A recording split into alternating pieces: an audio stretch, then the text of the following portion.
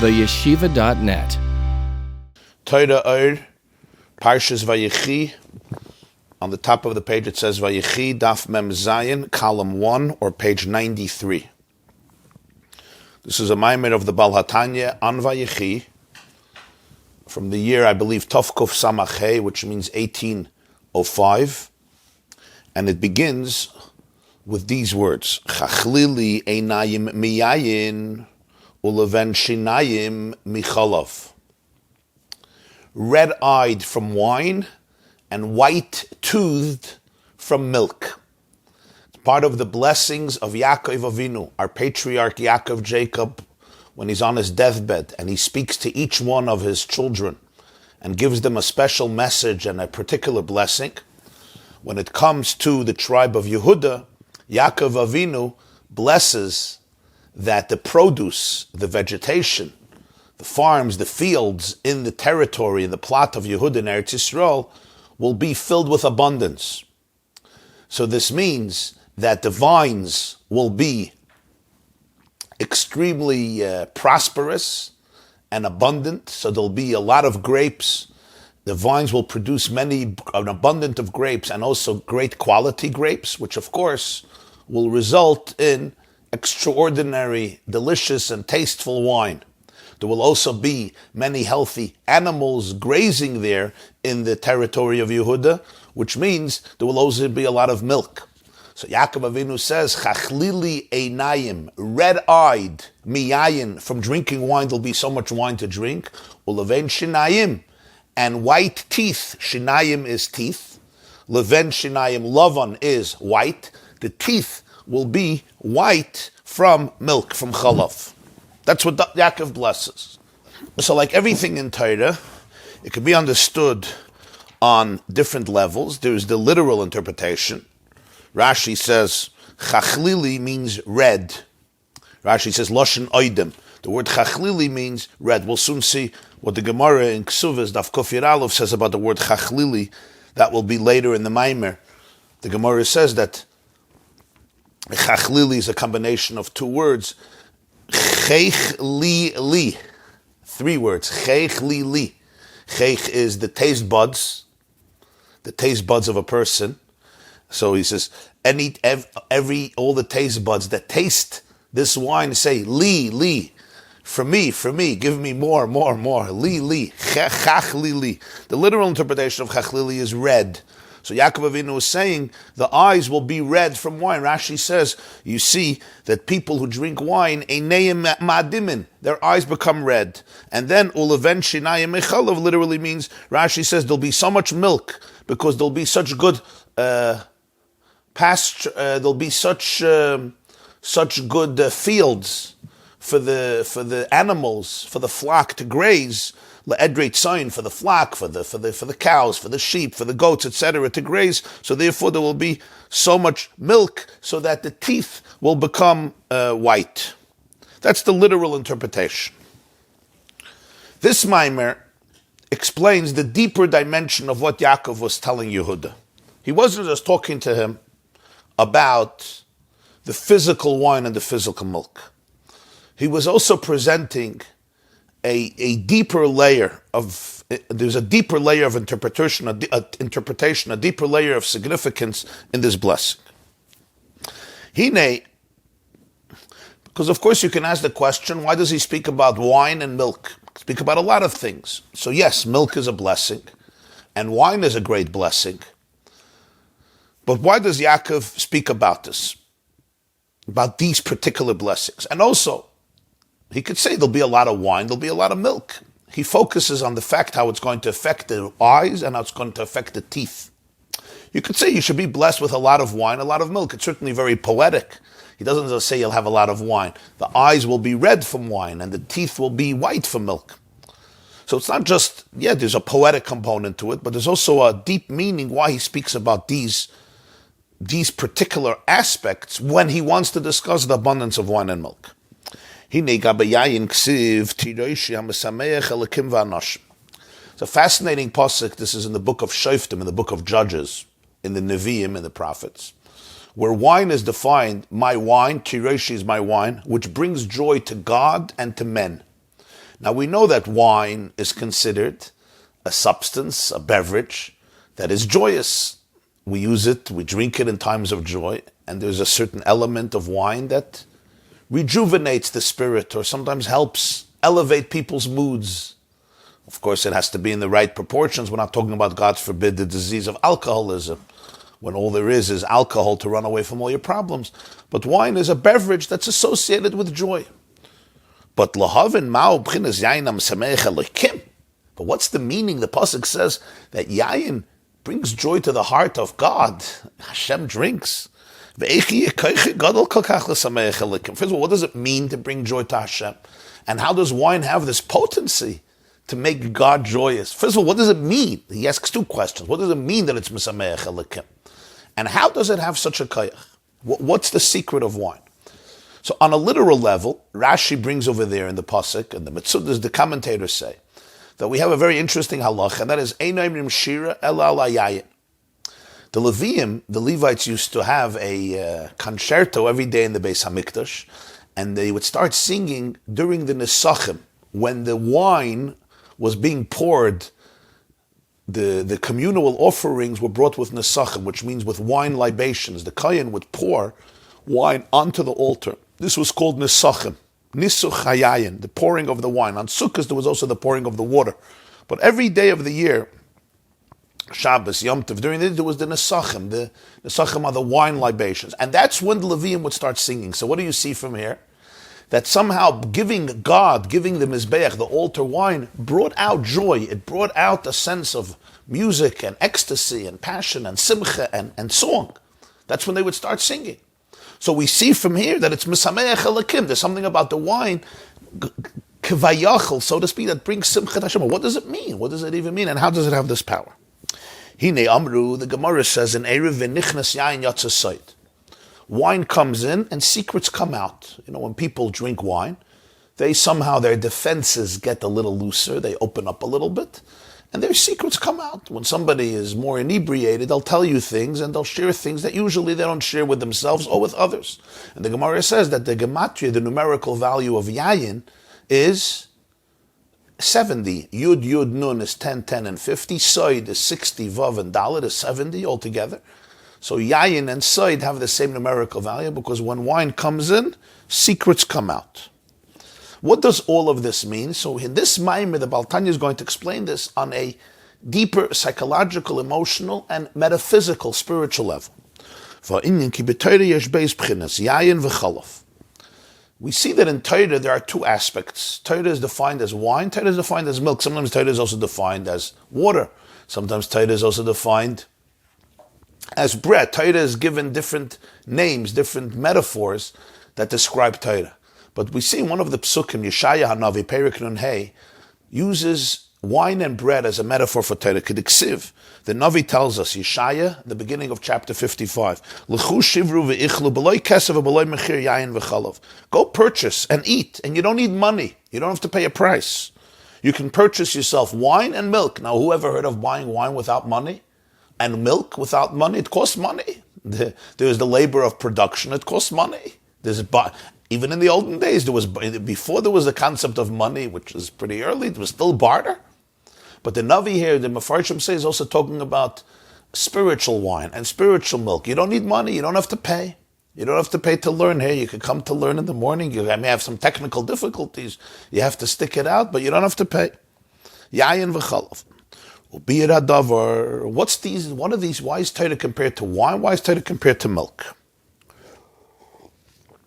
Talking about milk. The explanation is there's a tale of two loves.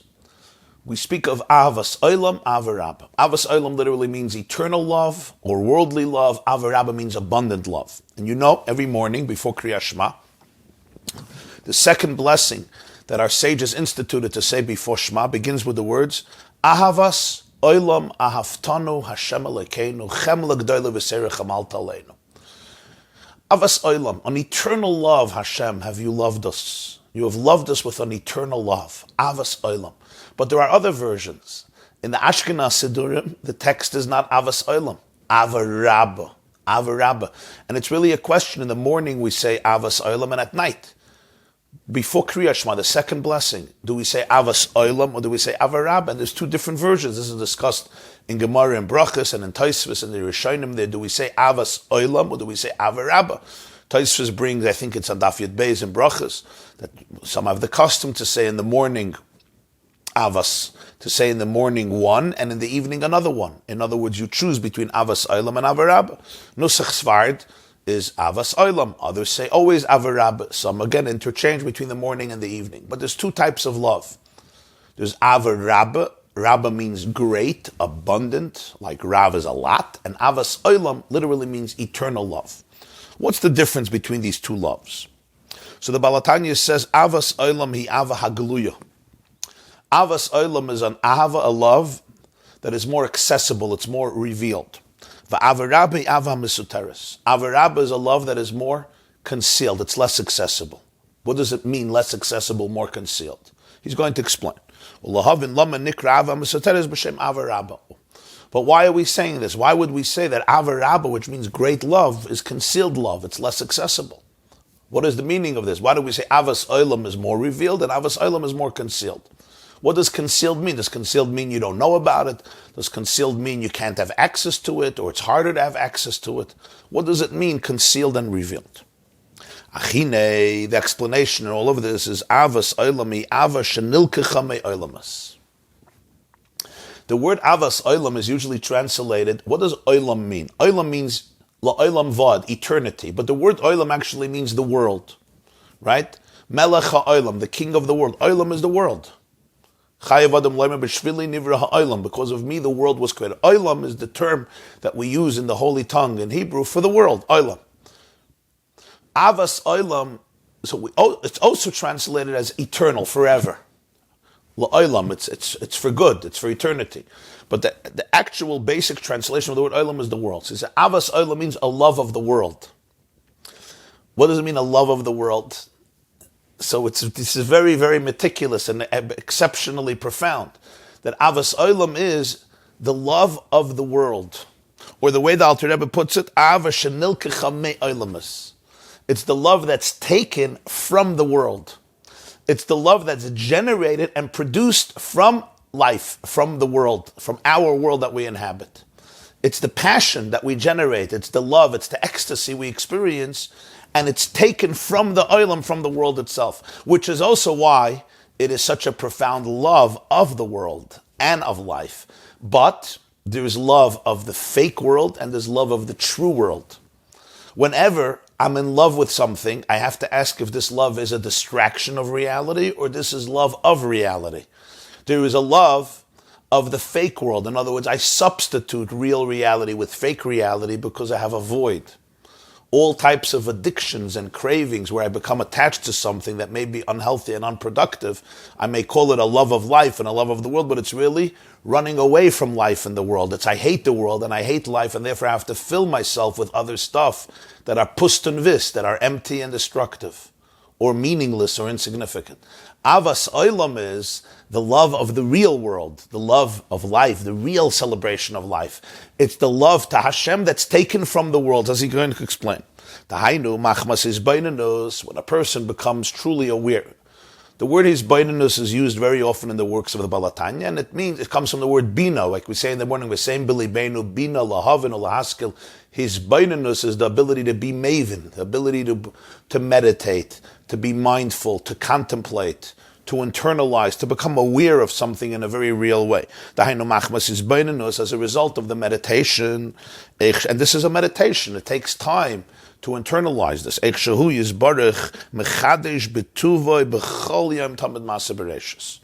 The awareness that Hashem renews every day the creation. We say this again in the morning, right before Avas Olam. It's interesting. He brings this statement of davening. Where do we say it? We say it at the end of the bracha Yotzer Amayris, which is the first blessing before Shema. It finishes Hamachadesh betuvoy b'chol yom tamid masa bereishis ka'amor la'oisei ayrim gedolim ki lo'olam chazda baruch atah Hashem Yotzer Amayris. I did the nusach of the Balatanya. I know many texts add Ur Chadash Al Tzion Tayir V'Niske We ask to be able to see the light of Zion, the new light going on Zion. The Alter Rebbe took that out from his Nusach HaTfilah, and the reason he explains is because it's already discussed. It's discussed in Poskim if it should be there or not. But in his Nusach, he took it out based on the Nusach HaRizal, because he said we are focused here on the light of creation, right? Baruch Atah Hashem Yoitzer HaMa'oros, Yoitzer Oir V'Rechoshech.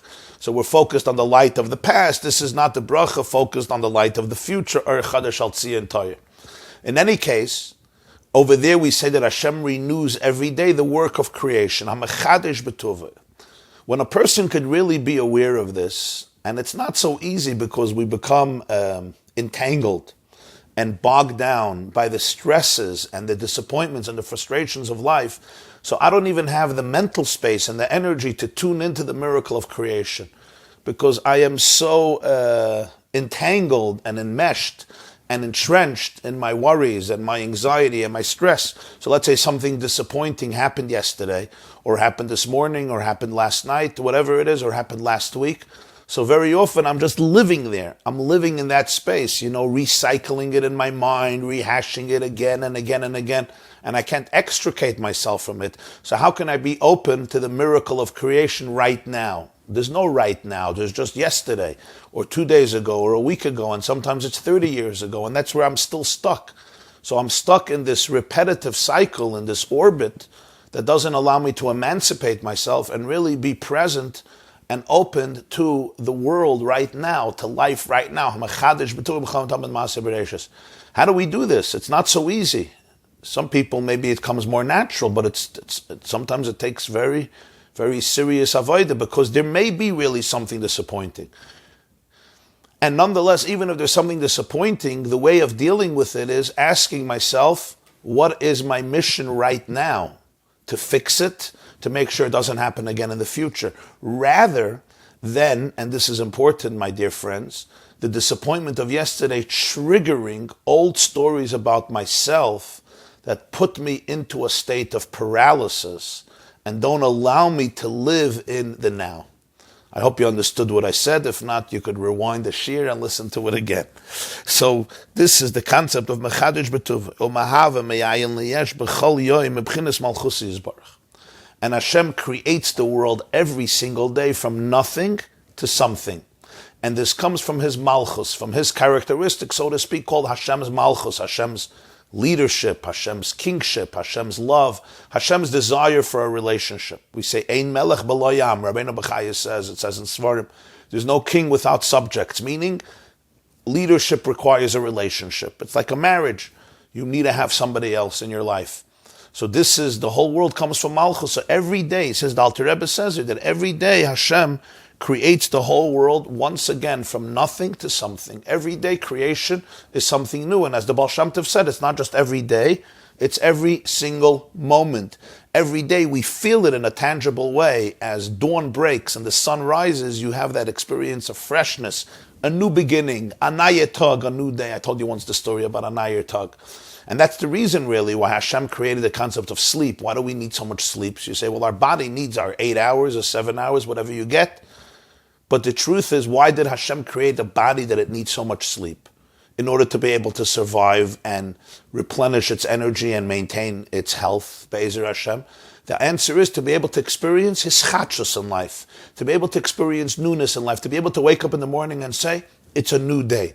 A new day doesn't mean I forgot everything that happened yesterday, everything that happened 5 years ago. A new day means, however, I don't allow the past to define the present. I don't live in the past. Creation is happening right now. There's something right now. Can I be open to the opportunities and the miracles of this present moment, rather than rehashing an old narrative and remaining paralyzed in that narrative and by that narrative. Ki malchuscha malchus kol olamim ksiv. The pasuk says, we say it in Ashrei every day, a few times a day, malchuscha malchus kol olamim shaltecha b'chol dar v'dar, which means your malchus means literally your kingship, is the kingship of all the worlds, which basically means that we're saying malchuscha, it's your malchus that pervades all the worlds. You have a melech, a king, who is in control over his zip code, his country, his state, his city, his neighborhood, his area, himself, and sometimes the bigger the king, the less control over himself. Malchuscha malchus kol olamim. Your malchus, Hashem, extends to all the worlds. In other words, all of reality is an expression, all the worlds, all the universes, and all the worlds within a person, and all the worlds within a community of people, because everybody has their world. You have your world, your spouse has her world or his world, your children, everyone is in their world. We live in the same planet, but we all live in our world. Your malchus is the malchus that pervades and extends through kol olamim, all the worlds. There's a divine consciousness that pervades everything. All of reality is from your malchus, all of reality. All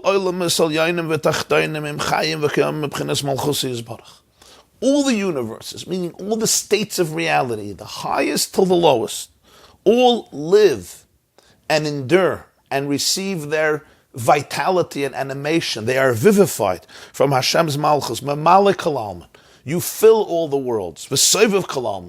And you encompass all the worlds. Again, we say this in davening in the morning, Vayevorech David, before Yishtabach, before Az Yashir, from Divrei Hayamim, Va'ata mechayes kulam. And you give chiyus, you give life, you vivify es kulam, everything. That's the hisbainanus, the meditation of Avas Olam. It's a love of the world, a love of life, that comes from the recognition that Va'ata mechayes kulam. You give life to all. Everything is alive because of your energy. It is divine energy.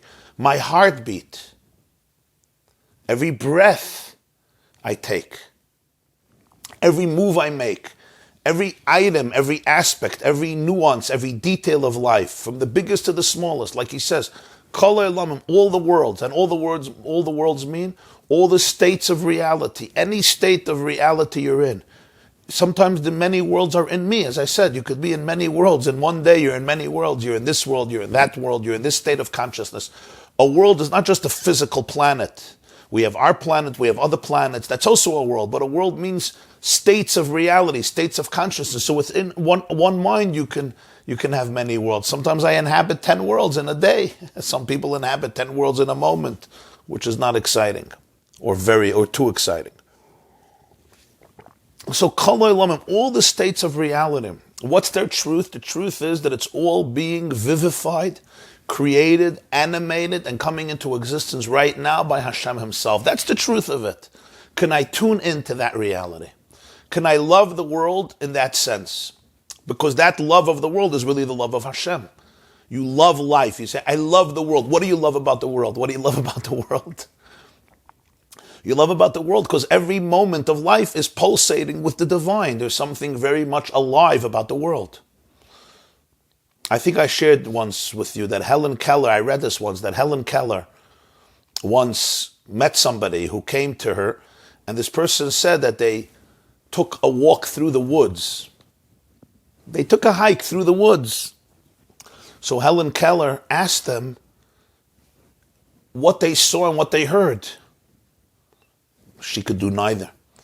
And they said nothing. There was nothing special that they heard or saw. And she writes about this, and she's startled. She said, how could somebody walk through the woods and come back to me and say, I heard nothing and I saw nothing? The only thing that's worse than not having eyesight, she writes, is lacking vision. So Avas Olam is the love of the world. But which world? The love of the real world. The love of the essence of the world. Va'ata mechayes kulam. And that's the first basic level of love of God. It's the love of Hashem that's taken from the world, from the experience of life, from appreciating the essence of the experience of life. Va'ata mechayes kulam. But for this, I have to move away the debris. I have to get the debris, the gravel, the distractions out of my brain so I could really be in touch with life itself. And our brain often doesn't allow us to go there. Our brain takes us to places where we're going to get stuck and paralyzed by past experiences, by past impressions, by past versions of ourselves, which are really all telling us that we're living in an old, stale world and nothing can change, and that's where we exist. And this is the first level of hisbonenus, to open yourself up to the real version of reality. Va'ata mechaya es kulam. You give life to everybody and everything. There's a story that the Baal HaTanya had a chassid. His name was Rabbi Yacobson. And Rabbi Yacobson was a very, very sensitive and perceptive Jew. And he comes into his Rebbe, the Baal HaTanya, and he says, Rebbe, hakmir arab de linke Zeit. Which means, how do I say this in English? Chop off my left side. Amputate my left side. You know what he meant? The left side, the Koheles tells us the left side is v'leiv chacham liyaminoi v'leiv ksil l'smoiloi. Right? The heart of the wise man is on the right, and the heart of the fool is on the left. So like the Yetzer Hara is considered the one on the left side. This is discussed, the heart, right ventricle of the heart, left ventricle of the heart. So he says, Hakmir arab the linke Zeit. Chop off. Let me get rid of my left side. In other words, he's asking the Alter Rebbe, destroy my Yetzer Hara. Destroy it, amputate it. I don't want it anymore. A request of a chassid. Those of you who follow the classes, the daily lesson in Tanya, and it would be very worthwhile to follow the daily lesson in Tanya. There's the shiurim of Tanya, the way they were divided for the year, so you finish the Tanya in a year. Every year you learn through the whole Tanya. So now, we just finished learning chapter 9. Now it's in the middle of chapter 10, the end of chapter 10, 11. But chapter 9, the Alter Rebbe discusses the two sides of the heart.